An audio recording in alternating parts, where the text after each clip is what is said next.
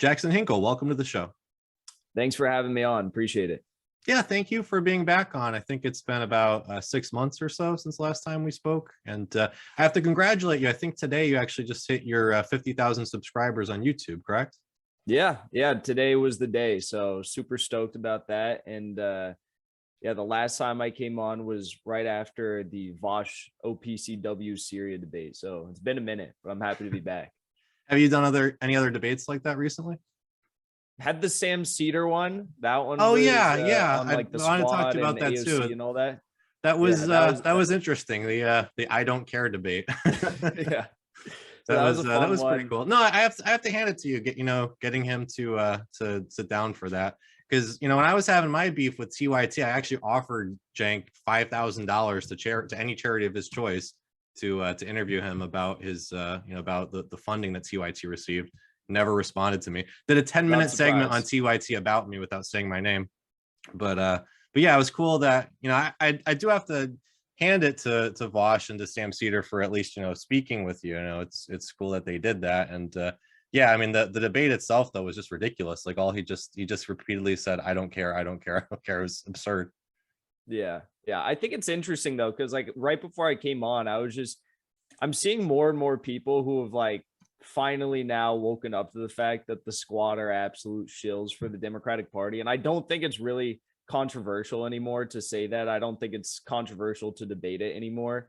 And I think like as a result of what we all have done, like just exposing them, we're here now at that stage. But there's obviously a lot more that we do need to cover and expose. And coming up, I'm going to be debating Ryan Grimm about the Ukraine war and Russia's justification for launching it. So that's going to be, I think that's like one of the big things right now, a lot of foreign policy, all that sort of stuff. But happy to see that people have woken up to the squad.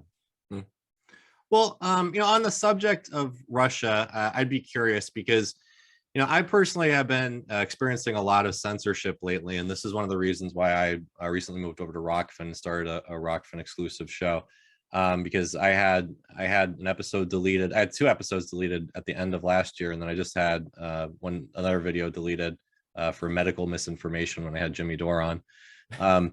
And obviously the subject of Russia, there's a lot of censorship about that. RT America just got, erased. And along with that, Lee Camp's show, Chris Hedges' show, Abby Martin's show, and so many different Twitter accounts being deleted currently. And I don't know if you got that email from YouTube also saying that we can't monetize anything that like puts Ukraine in a negative light. So have you experienced any censorship around that in particular? Or, I mean, how have you been able to continue growing, in the face of all of these things that we're not allowed to talk about? Yeah, I mean, it's a huge issue, right? And it's an issue that I don't see getting cleared up anytime soon. I mean, I think despite some people's best wishes that Elon Musk billionaires will come in and save the day and Right. end the censorship, I don't think that's going to happen. I think that's wishful thinking. But it is really concerning. I myself received I suffered some censorship when I was removed from Twitter a day after Scott Ritter was removed from Twitter, but I was only removed for like 12 hours or something. So I was stoked to have my Twitter back. And then, I mostly upload my content on YouTube, but I also stream on Twitch. And I'd stream to maybe 200 people there per day. That's like usually what I was averaging, 100, 200 people on Twitch. And right before I went live, just last week, I got an email from Twitch saying that your account has been removed. You've been permanently or indefinitely banned from Twitch. And they said it was because of something I had on my channel profile, which initially I was like, what? On my channel profile? Like, you're saying I didn't violate your terms of service in a stream I did, or a video I uploaded, or offline behavior, because sometimes they'll ban people for, saying things offline that might be controversial. And they said it was something from my channel profile, which all I had on my channel profile was like a brief description as to who I was. I stream from LA. I'm a populist, and I go live like almost every day of the week. That was it.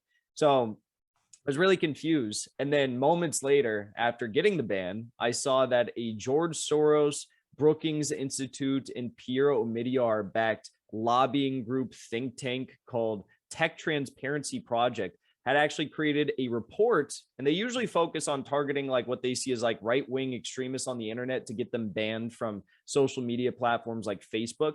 But they had created a report on myself and my friend Haas, the Infrared Show, and a few other streamers who were calling into question the official narrative surrounding the Ukraine war. And they were trying to get us banned, and they succeeded. And they got a few major articles written about it, about their report. The Financial Times wrote an article about it. And they were just saying the most ludicrous things. They're uttering falsehoods about Ukrainian biolabs. What are you talking about? Victoria Nuland, the Undersecretary of State, just announced that there were Ukrainian biolabs like 3 weeks ago. Like, what do you? Right. So it was just really insane.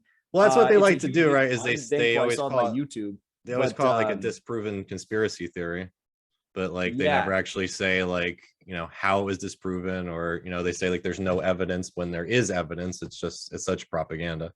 And that's probably the same thing with you, with your what they hit you for on YouTube. I mean, like, I've gotten warnings and stuff for medical misinformation on YouTube as well.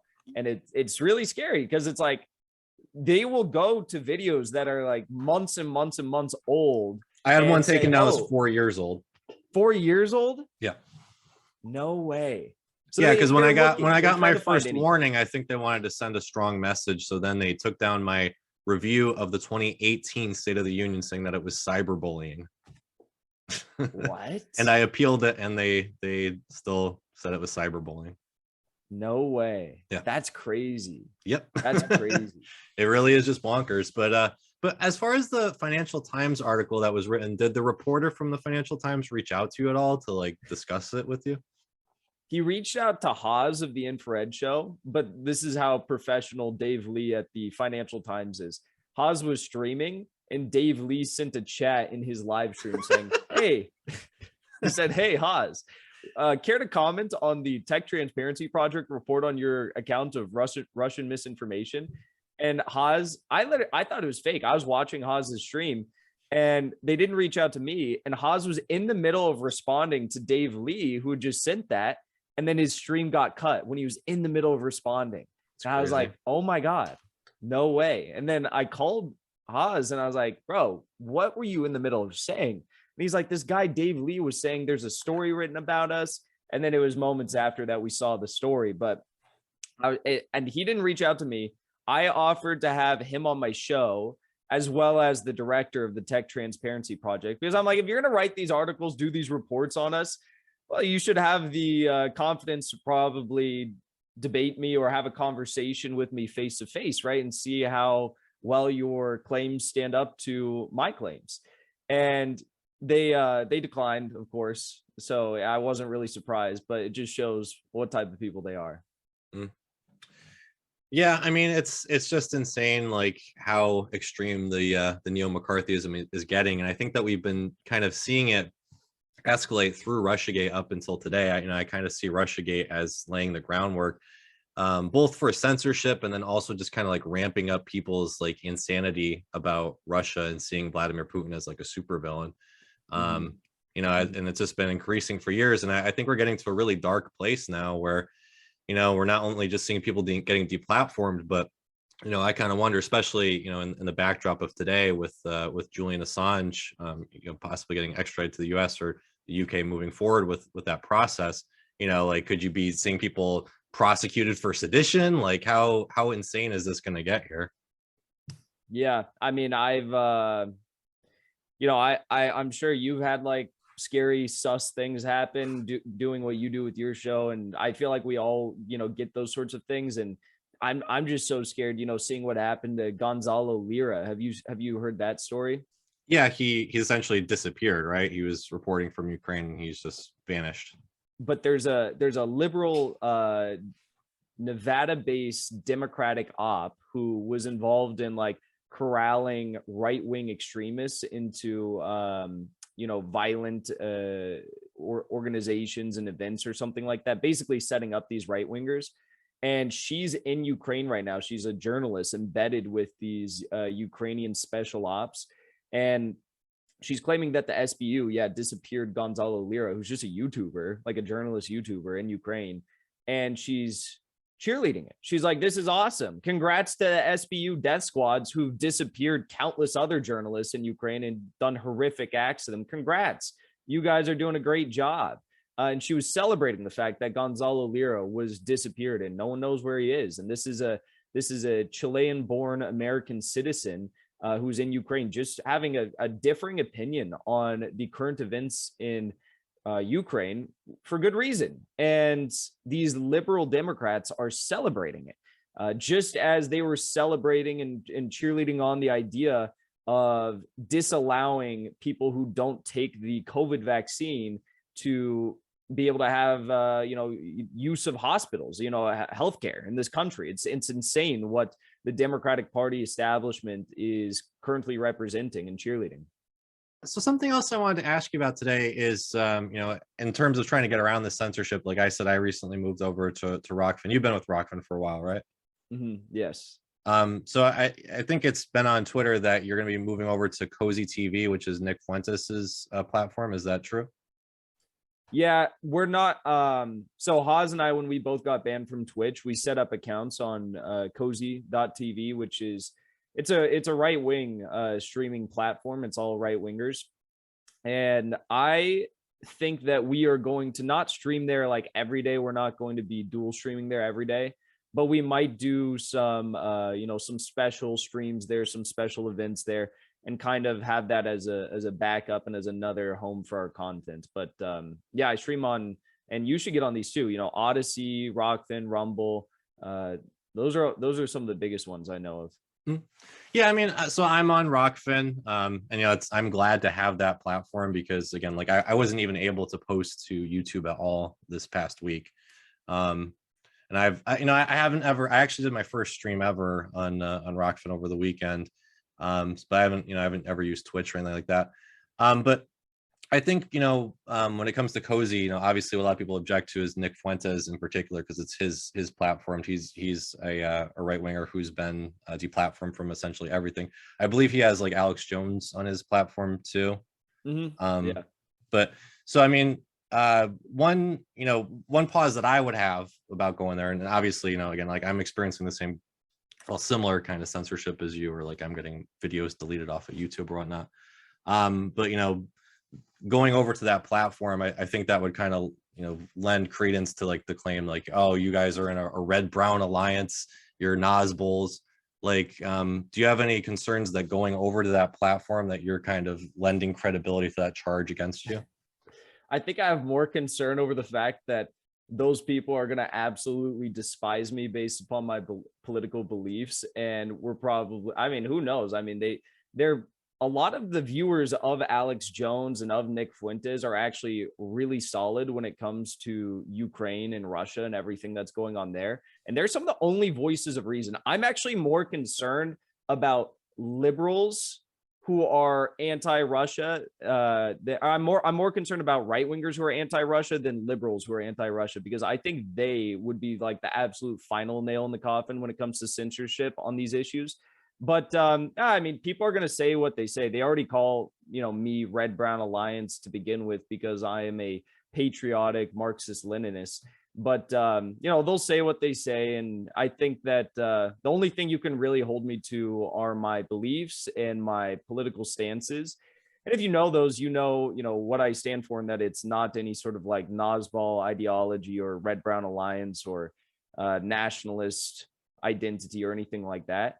But I mean, look, you have to understand, for viewers, you have to understand what's going on right now. Like, basically, these anti-Russian sycophants are trying to get people like you and me banned everywhere, cut off all of our revenue streams, and they're specifically doing this to try and drive us out of this business because we provide an alternative view. So it is important to establish as many of these alternative platforms and streaming opportunities and content platforms as possible for our work, because the biggest ones are deleting us and trying, there's people trying to get us canceled from the platforms themselves. So, people say what they say, and we're not going to be streaming there a whole lot, but I'd be more interested to see how the audience on Cozy actually responds to my content than how anyone else, sees me going there in the first place. So what is the logic of going over there in particular? Is it to ensure that you still have a place to stream? Is it to find areas of agreement with these people? Is it to win them over to more of a left-wing position? Like how would you characterize your mission in going over to Cozy TV? I don't know if there is a lot to do insofar as like winning people over to the left, but I think there could be an important sharing of ideas when it comes to these geopolitical issues, because on the right, just as there is on the left, there is a huge divide. And I wasn't really aware of this until this week. When it comes to like online right-wing personalities, I guess obviously we know there's like neoconservatives, paleoconservatives. There's a huge divide there within the GOP itself. But I didn't know there was this huge divide of like right-wing online personalities when it came to these sorts of issues, geopolitical issues, for like social media streaming personalities. And there's actually been a huge debate surrounding Nick Fuentes and his kind of band of, you know, right wingers that are supporting and understand Russian justification for the special military operation in Ukraine, against another band of right wing, you know, content creators and streamers who are basically coming out here and they sound like they're Rachel Maddow, but with like a right wing within a right-wing sphere of influence. So it's really interesting to hear that. And that's kind of what I was referring to, like why I'm so worried about those sorts of people. And I do think that if we have agreements on these issues, if we have agreements on Russia, we should form those bonds. And then who knows, maybe when, you know, months or years down the line, when the US is doing exactly what they're doing with this proxy war in Ukraine, but instead in China with Taiwan or Hong Kong or Xinjiang or Tibet, maybe there will be some sort of a common understanding that I can arrive at with right wingers who we had a common agreement with on Ukraine, and we can come together and say, hey, look, this is basically the same thing. I know you're very anti-China, but that doesn't mean that what the US is doing with Taiwan is okay, right? So I think it is important to do this, and for those two reasons. And I'm so worried about not only the right-wing media personalities that are very like Russophobic and they're cheerleading censorship and they're calling people like Nick Fuentes like a Putin propagandist now, but I'm concerned about the prospects of, you know, a Trump 2024 presidency, who claims to stand for free speech, but then might get in there and champion all of the same censorship to an even further degree when it comes to these issues. I mean, who knows what could happen, but I am very fearful about that.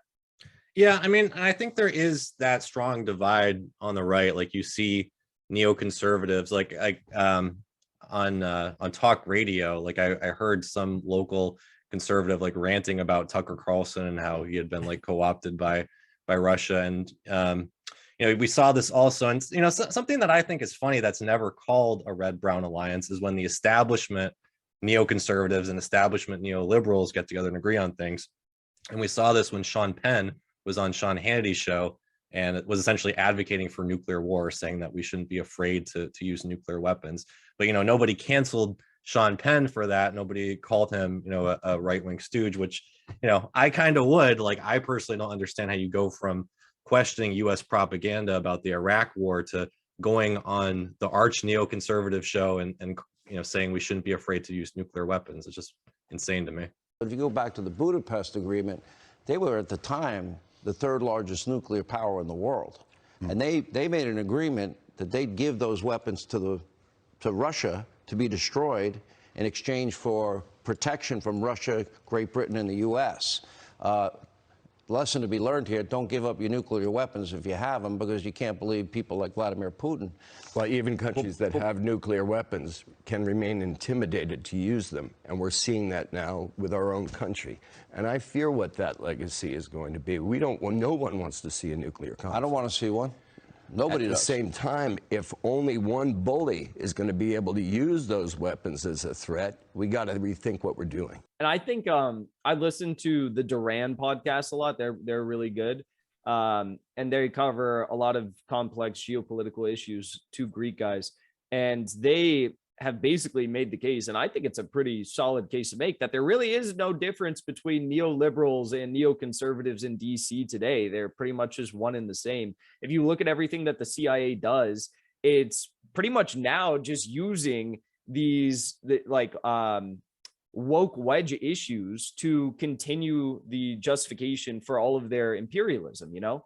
So I think a lot of the neoconservatives kind of have almost come around to like a neoliberal social identity, so far as to spark color revolutions and regime change operations in other countries now, which is really interesting. But yeah, that Sean Penn video was wild. That was probably one of the like true only like most pure embodiments that we've seen recently of like an hardcore neoliberal, hardcore neoconservative coming together for the worst possible cause I could imagine. Well, I mean, again, I think there's a lot of examples of it. I mean, you can go on online and see pictures of Cenk hugging Ben Shapiro, or you know, just the fact that Joe Biden gave a medal to George W. Bush. Like, how do you accuse another country of committing war crimes when you gave a medal to George W. Bush?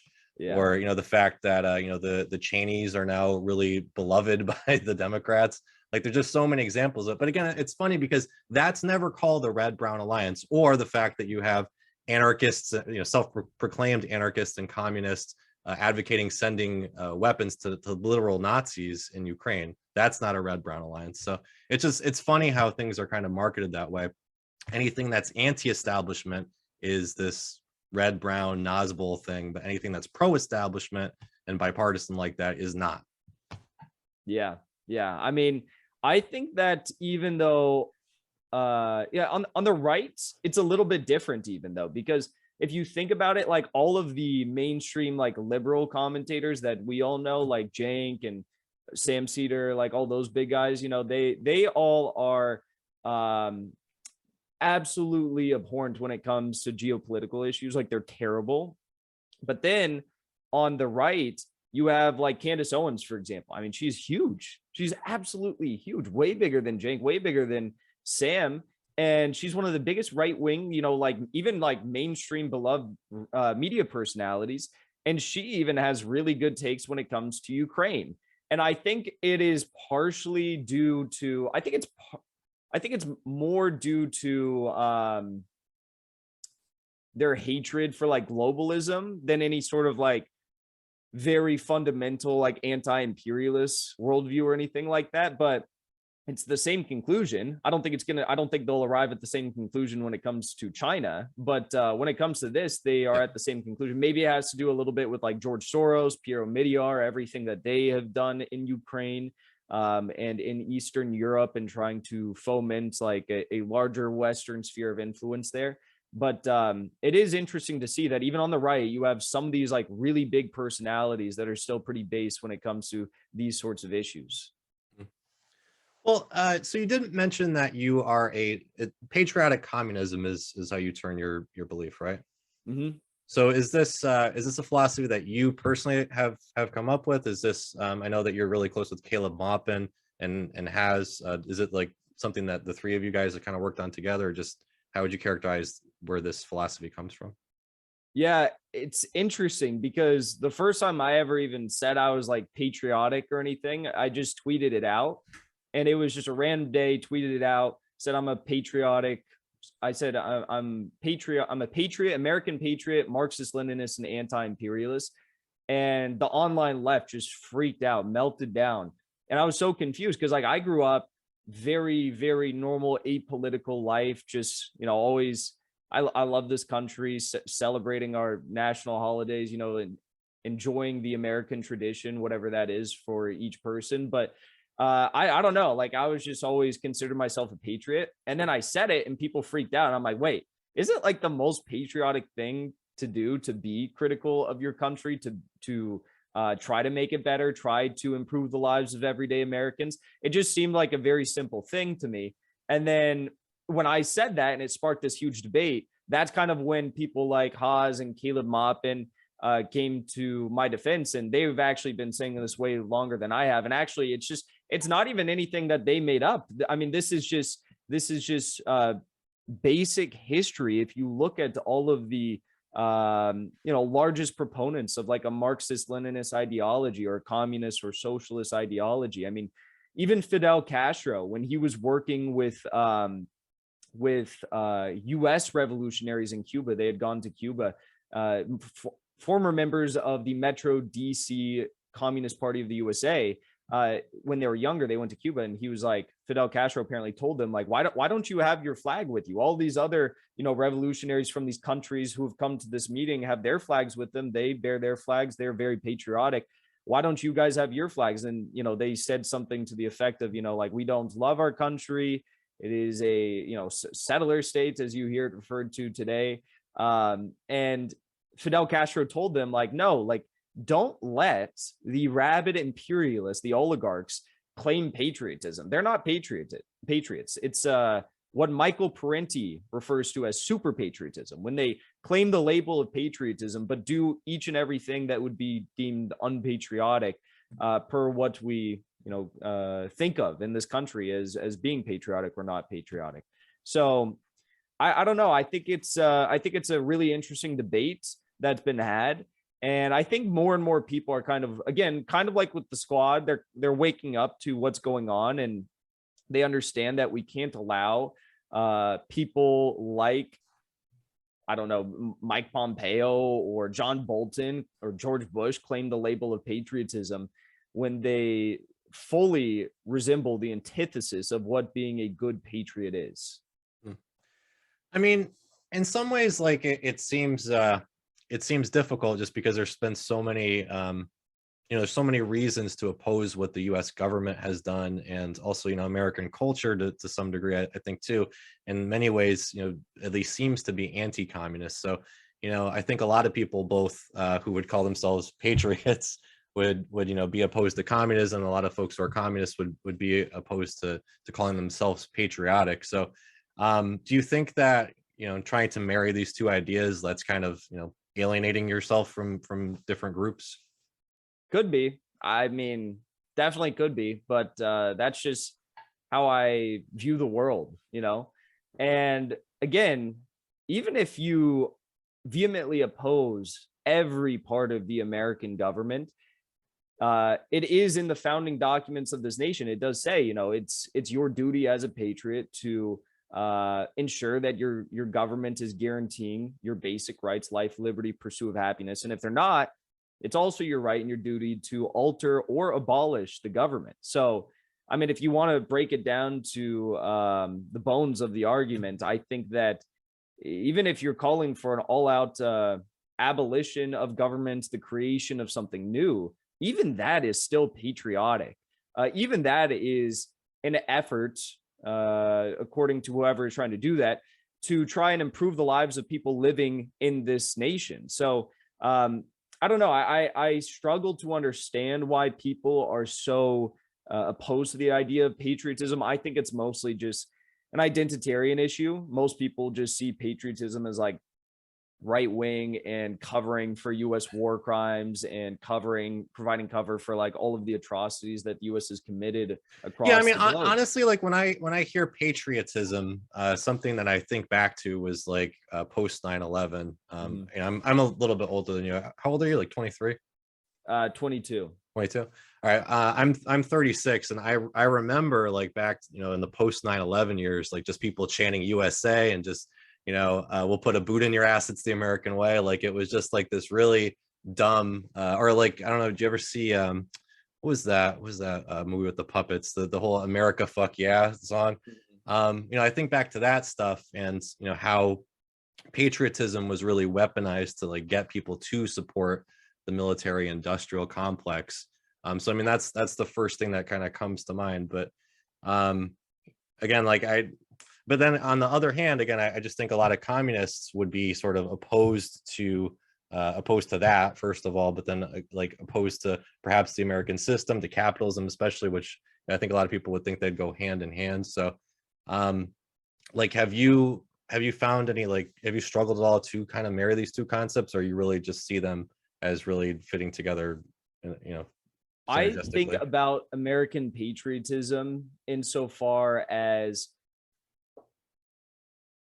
not erasing the atrocities of this country and what this country has done, but instead remembering them, condemning them, learning from them, and also celebrating the good things that this country has done. Like when I think about patriotism, what I think about is like I think about Abraham Lincoln's advisor, Henry Carey. Like, that's a guy that I think of as like a true American patriot. Was he a communist? No. But I mean, Karl Marx had a lot of great things to say actually about Abraham Lincoln and about Henry Carey and their administration. They wanted to industrialize the world with global superpowers. At the time, it was Germany. They wanted to create massive like transnational railway systems. They wanted to create a more prosperous world for people who are suffering. So I think that these are the sort of things that we should celebrate when we think about communism and what could communism look like in the United States. It's not going to be like Chinese communism where there's an active surveillance state. Hopefully, it's not going to be like Soviet, socialism or communism. It's not going to be like that. It's going to be an American communism based on a history of American progressivism. And if we lose sight of the accomplishments of the rich progressive history of this country, then I think it's going to be harder and harder for us to ever achieve these things. I mean, there's such an incredible history. I mean, you can even read people like Howard Zinn, who is definitely not like the most, out there lefty communist thinker in the world or anything like that. He was very critical of the Soviet Union, of Stalin. And even he has a very, very, very, or had a very rich understanding of American progressive history. And I mean, and he considered himself a patriot. These are the sorts of things that I think we should look to when we discuss patriotism. And we shouldn't, again, erase the atrocities, erase the inhumanity, but we should condemn it and learn from it and learn not to repeat it, I think. So is it fair to say that patriotism is really about just being, proud of your country and of the American people and, the striving to make it a better place? Is that what you could boil patriotism down to? That's how I boil it down. Yeah. I mean, love for the good things your country does, or recognition, understanding, and condemnation of the bad things it does, and the continued effort to improve the country for all people within it. So yeah, that's how I see it. Okay. And when you talk about implementing communism in the United States, could you kind of explain a little bit what that would look like? Like what would be some steps that we could take to move towards that, first of all, and then like what would the final end result look like? Yeah, it's a big question, and it will differentiate based on the sort of time in which it could potentially happen. But I think a few really big steps that we could have to move towards something like that. And again, I should say that like communism it's not like one day you will just have communism. Like one day we have fully implemented communism. Like it's not like a set, change that happens like that. It's a continued process. It's a historical process.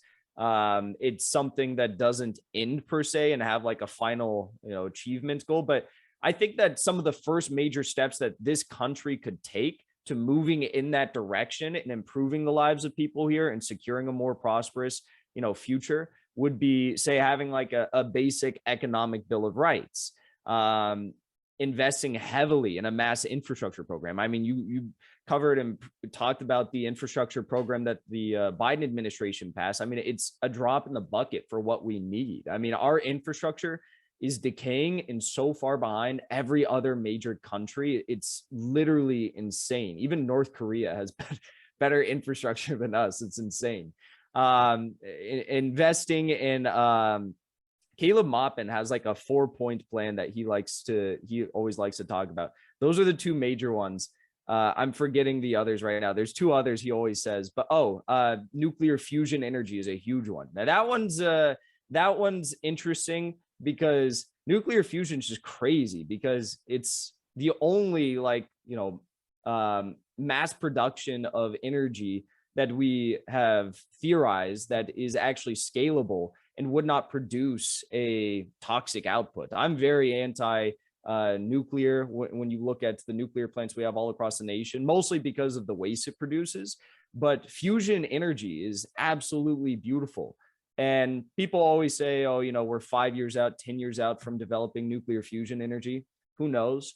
But that would be another huge step in guaranteeing not only safer and cleaner energy for this country, and far more energy that's extremely scalable, but also just safer energy for the workers. You know, it's much more safe for workers than working in like coal mines or on oil rigs or natural gas, reserves, these sorts of things. So those are some of the biggest things that I truly see as to how we could begin moving forward. Obviously, nationalization of certain industries, I think, would also be important. Medicare for all is as they always say, it's the half step. If we want to guarantee that 68,000 people don't die every year due to a lack of healthcare, we should have healthcare guaranteed to all people. But I think that we should really be advocating for full nationalization of healthcare. But those are some of the major things that I think we could do to move in that direction. But again, it's not really like you get a president in office and then boom, like that, you have all communism or all socialism now. So another thing that I wanted to ask you about was the People's Party, because I know that you have participated in some events that they did, some protests that they did. Are they effectively who you intend on supporting in the next couple of elections? We'll see. I've always said that I would love to support them, and it depends what their candidates look like, who their candidates are, those sorts of things. I am a member of the People's Party, and I can see it operating as a very, very successful popular front for people of all political backgrounds. But I don't know. We'll see. I don't know personally who the candidates are. I don't know what they represent. So it's really dependent upon that. I mean, I don't want to get myself in a conundrum of People's Party announcing candidates and then they're shit potentially. And I have to say, well, I still support them though. No, I think that what is it about them that what they represent? What is it about them that you find attractive so far?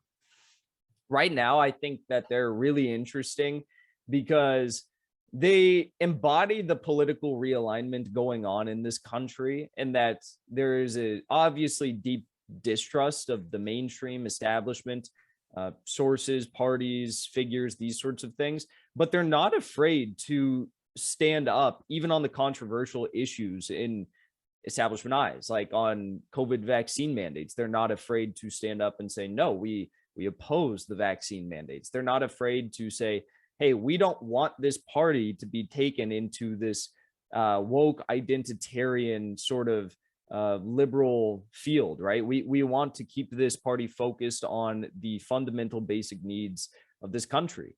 And I think that's really important. And there has been a divide within the party that I think has been somewhat I don't know. I don't know to what effect, but I think they've been able to kind of stifle the issues that were arising surrounding this. There was definitely like a liberal wing of the party that was trying to take it and make it a mini Democratic Party, and trying to allow senior Democratic officials sit on state boards of the People's Party. I mean, it was insane what was going on, and it's really concerning. And they have not bent the knee to that; they have stood up to that, and that's what I like to see.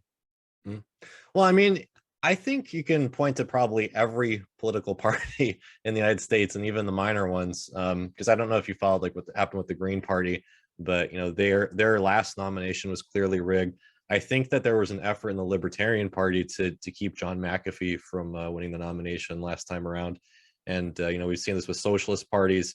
They seem to be co-opted heavily. So I mean, obviously, I think there is an effort just to, and I'm not saying this like the CIA doing it, but it seems as though there's just a tendency, at least, for these parties to get co-opted and effectively support the establishment in various ways. Yeah, I fully agree with that. And it's really scary to see the lengths that they will go to try and do that. I followed the Green Party mess. I didn't follow Libertarian Party, but I have heard of that. And yeah, same with the People's Party. I mean, there's a lot of debate about what's going on with Nick and like who's running the party, these sorts of things. But I think the more important debate is that we don't allow this is like, who knows what's going to happen with the People's Party, but like, I think the worst thing that could happen is if it just becomes like a mini Democratic Party, and the people within the high up positions that want to allow Democratic officials to serve on these state boards. I think that would be the absolute worst thing. And I mean, that would be the utter demise of the People's Party before it even began. So in terms of the forward party that Andrew Yang is supposedly starting, I have my own conspiracy theory on this, that it's really just an effort to suck up a lot of energy that might go towards third parties generally. And, I would imagine if we see a Trump-Biden rematch in 24, it's, Andrew Yang is just going to be effectively endorsing Biden to stop fascism. Would you agree with that? Or do you think that Andrew Yang may actually be trying to start a legitimate third party? Well, correct me if I'm wrong. You might know more about this than me, but isn't the forward party, aren't they just pretty much going to be endorsing Democrats and Republicans to run for office? And they're going to have them like run as like forward party candidates, but they'll be running as like actual Republicans and Dems. What you're saying is it could be like working families essentially, where they just endorse and don't actually run anybody. Yeah, and maybe they run a few people. I did hear that floated. I don't know if that's going to be their main pattern of seeking influence, but who knows? I mean, I don't trust Andrew Yang at all. I mean, you don't have to look past the 2020 election to even understand why. But if you do, you'll see all those like disgusting comments about Israel and Palestinian liberation. I think BDS is a very different thing than criticism of, let's say, the Netanyahu administration or even of some of Israel's policies. Well, it's an attempt to push back on the occupation of the occupied territories, what's seen as an illegal occupation by international law. It's modeled on the successful movement in South Africa. It's nonviolent. What is it about that movement that you single out to say that is anti-Semitic and equated essentially to fascism? BDS specifically, as an organization, as a movement, has refused to disavow extremist elements that have frankly declared that Israel does not even have a right to exist. So that's quite extreme. It's very, very different than what you described earlier, Crystal, in terms of people having a political point of view on Israel or an administration or its policies. During the 2020 elections, he was running on Medicare for All. Then he was interviewed about it. And the interviewer asked Andrew Yang, well, it appears as though your policy is more of a public option, but you call it Medicare for All. Why are you calling it Medicare for All? And he just said, well, I support in principle the idea of getting healthcare to all people, but yeah, it's a public option. So I don't trust the guy at all. And I mean, I could care less. I think it's going to just operate within the Democratic Party. Probably it seems like where he's put his money on. So we'll see what happens, but I have no hope whatsoever. And I think it's insane that there are like people who are actually, out there championing the forward party and having hope in the forward party. It's like, what about Andrew Yang has given you any hope whatsoever? Yeah, it is odd. I mean, I understand maybe supporting him at first in 2020 with the whole UBI thing, but like, I can't understand after all of that. And I think also Julian Assange too. Like, didn't he have like a pretty shit take on Julian Assange? You might have a video. Oh yeah. Do you support Julian Assange? I think Julian Assange should stand trial. I am generally pro whistleblower and like pro people that try and call out bad behaviors. But in that particular case, like he did end up disclosing some information that really had no useful purpose except for potential damage to our infrastructure, like the undersea cables location and some other things. So I certainly would not be in favor of like I think he should stand trial. Thank you. No problem. So I don't know how anybody could find solace in him at this point. And it's unfortunate because I think we saw that time and time again. And honestly, the 2020 election to me was just like a story of being disappointed repeatedly. Disappointed, in the fact that Mike Gravel got swindled by his campaign. The fact that Tulsi Gabbard ended up endorsing Joe Biden. The fact that Andrew Yang ended up sucking. Also, Marianne Williamson. I think that's come to light a little more recently with her support for sending weapons to Ukraine. But even back in 2020 or 2019, I interviewed her, and she was clearly just adopting Russiagate without even like thinking about it at all. Just like, sure, why not? Yeah, they hacked the election. Like there was no critical thinking there whatsoever. So I don't know. I don't know about you, but like just personally, the 2020 election was just a story of like getting disappointed over and over and over again. Yeah, 100%. I mean, I supported Tulsi and Bernie. I voted for Bernie, and but I supported both of them, and two major disappointments right there. But yeah, I mean, I don't know. I definitely think that Russiagate broke most people's brains. And as you said at the start of the conversation, I think Russiagate is, what has caused the current events to unfold in the way that they have surrounding Ukraine. And the fact that you have like all these liberals that are losing their minds over Ukraine, when most of them probably could not point to the country on a map if their life depended upon it. But yeah, it's really wild. And I think it also all really does stem back to Donald Trump getting elected and Chuck Schumer going out on MSNBC and saying, I think it was to Rachel Maddow or someone, he said, or maybe it was CNN, he said, the intelligence community has, was it 6 ways to Sunday of getting back at you if they want to, and right. Donald Trump shouldn't test them. He tested them and he got screwed over, and Russiagate was just the tip of the iceberg, and we'll see what happens in 2024. I think it's going to be a wild show, but that's all it's going to be. It's just going to be entertainment viewing, just a show as the empire crumbles, I think. So one last thing I wanted to ask you about is student loans, just because the student loan payments got pushed back from, they were supposed to restart on May 1st. Now it's September 1st. Are you, by the way, are you still in school, or have you? So I actually didn't go to school. I graduated high school, and I ran for city council right out of high school. So so you don't have student loan debt then. Yeah. Okay. But I mean, I'm happy to talk about it. I got a lot of friends who are deeply.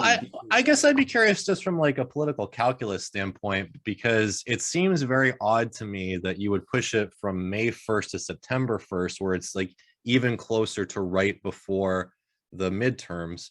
So, I mean, the only thing I can think that makes any sense is that Biden is trying to force Democrats in Congress to advance some legislation, just because they must know that, if these payments resume and 45 million people in the US have to start making effectively another mortgage payment, it's going to crash the economy, and Democrats are going to get even more voted out than they're already going to be. So, I mean, that's the only thing I can think that makes any sense, unless like there's going to be some kind of big announcement about cancellation or something like that before the midterms. Just, I don't know, that it's a little baffling. What's your take on that? Yeah, I mean, I think what's probably going to happen is either that they corral them to maybe pass some semblance of legislation, which will make people happy or something, or maybe Joe Biden will just extend it, another 6 months out right before the midterms come, and that'll be their way of saying, hey, we did something. Vote for us. But why wouldn't he push it this time past the midterms? Like, why would you just kick the ball just like a little bit to right before the midterms? I think if you advance it past the midterms right now, people are going to forget about it when the midterms roll around. But if he does it a month before, or gets Congress to do something a month before, then that's something they can actively campaign on while they're in the middle of debates, while they're out doing press briefings. They can say, we're back and forth between Washington, just got Biden passed this, just got Biden, or we just did this, and they can take that back home on the campaign trail. But I'm sure you agree, can almost guarantee it's going to be nothing substantive, and will probably just be a continued kicking of the can down the road. Yeah, I mean, I think because they just came out with something like they're going to be like reforming the income-based payment plan. Like, I have to imagine it's something like that, or maybe like he forgives $10,000, but I can't imagine that Joe Biden is going to do 100% student debt cancellation. No, I don't think so. I think that's wishful thinking, if anyone is hoping for that. Well, Jackson, I did have one patron question. So this is from John McCarthy. He asks, are you going to be speaking at the Center for Political Innovation Conference in Chicago? Yeah, I do plan on going to that. Caleb Maupin is working on the final dates for when that is supposed to be taking place, I think. So it's coming up. I think that's like late May. I might have a scheduling conflict though. We'll see. I'm supposed to be moving out of this place in May, and I've only lived here for like 8 months, but my lease is up. So we'll see how that works out with the CPI event, but I hope to attend. I'll at least be sending in a video message if I can't attend in person. So what is the CPI exactly? Or like, what is the mission of CPI? The mission of CPI, I mean, I don't know the overarching long-term mission of it, but I know right now it's focused on a lot of education, a lot of community organizing around issues that I think are very important, but don't get a lot of coverage, even by groups like DSA, which are self-described socialists. For example, like there was a Venezuelan diplomat who was abducted and extradited to the United States. And his name is slipping my mind at the moment. Maybe you remember it, but he was the guy who was basically operating the CLAP program in Venezuela and helping Venezuelans get free food in large sums twice a month, circumventing U.S. sanctions. And for that, he was extradited to the United States, and no one's really heard of him, but CPI is doing community organizing around him, advocating for his release. And they're also holding these incredible events like the one I just attended in Austin, Texas, and like the one coming up in Chicago, the Center for Political Innovations. They're like conventions, essentially, where I was surprised by how many people came out. I mean, it was probably like 100, 200 between that people that came out in Austin, Texas at the start of the war in Ukraine for this very, very, very pro-Russian event and pro-American event in the scope of how we were talking about the current events, but focusing on a lot of education. Yanukovych was leading the country. People call him a Russian puppet. What was with that? I mean, he's definitely like, he's neutral. He's sympathetic to both sides. He was for whatever was best for Ukraine. You hear on CNN and MSNBC, they talk about Yanukovych as if he's some Russian puppet. I can list you point after point after point of things that he did, which were actually in opposition to what Putin wanted him to do while he was leading the country. But they won't tell you that. They won't tell you that. All they'll point out is that he, for some reason, who knows why, he rejected the IMF loans that were trying to be given to his country. The very generous IMF. It's not like they've screwed over countries ever in the past. And he made a decision that really pissed off a lot of Western imperialists. He made a decision. He said, you know what, IMF, you know what, EU, I don't really think this is for us. I think we're gonna stall the negotiations right now.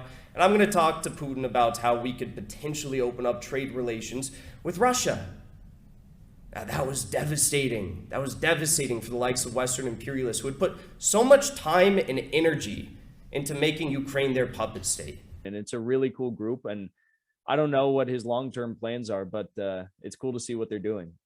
Yeah, I did also see the protests that he held through New York City, that roving protest. It was unfortunate that there was only a handful of people there, but I have to say, all through Russiagate, I kept wondering, where is the protest against this nonsense? Because we even saw like Democrats protesting in favor of Jeff Sessions and like mad at Trump for firing Jeff Sessions. And yeah. I just kept wondering, like, where is the anti-imperialist protest against this?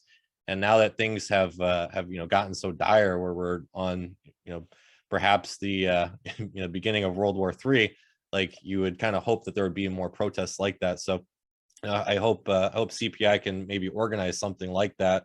Maybe something in New York again or in Washington, just to kind of show that there's a lot of people out there who do not support sending weapons to Nazis, do not support NATO expansion, and who would not support nuclear war. Yeah, I think there are a lot of people across all political backgrounds. So hopefully that happens. I mean, the anti-war left is long gone and missing for many years, and we need someone to carry the banner and begin organizing. Because or else they're gonna elect people like Marianne Williamson to president, and that's gonna be our future. Well, Jackson, I really do appreciate you being on the show again today. I hope I can have you back sometime soon. But for folks out there who don't follow you, how can they follow you and how can they stay up to date with you? Of course, thank you for having me on. And people can just follow me if you look up my name, Jackson Hinkle, on YouTube or Twitter. You can find all of my channels there. Awesome. Well, thanks again. I really do appreciate your time, and hopefully I can have you back again sometime soon. Of course. Thank you.